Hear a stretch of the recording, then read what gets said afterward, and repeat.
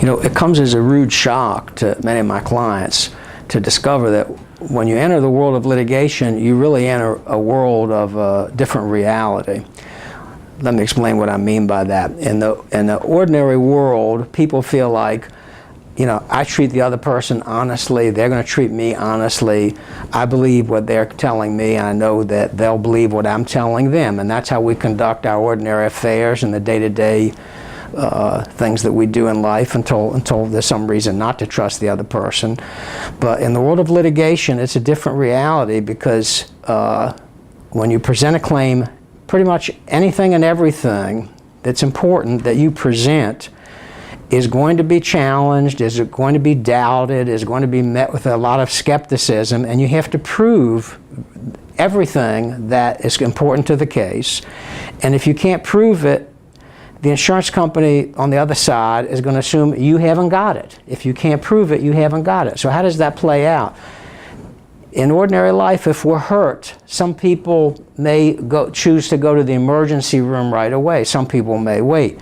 Some people may go to the emergency room, for example, a back problem or a neck problem, and not be healed, not get better, but try to work through it. So they might take a week. Some people might take 2 weeks to try to work through it.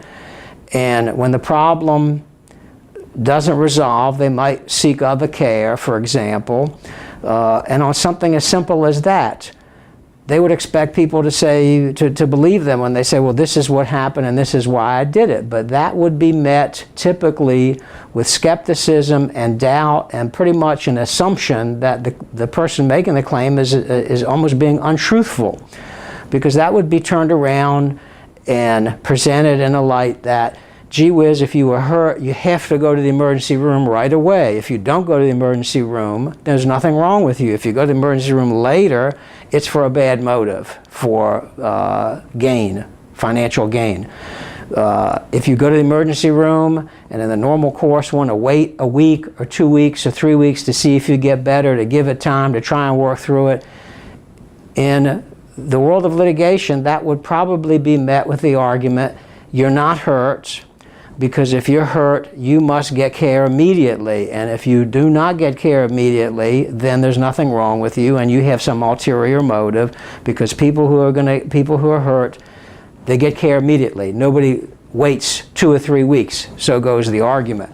And it becomes it's a rude shock to some of my clients when they are confronted with a system that at its base assumes my client is being untruthful or has some bad ulterior motive. And so early in the process, in cases, I try to explain to clients that when they come forward with these, certainly the essential facts, we need to look to sources of proof that can prove these things and take them out of the range of speculation and answer some of these arguments that an experienced lawyer knows is going to be, the arguments will be raised against that particular client.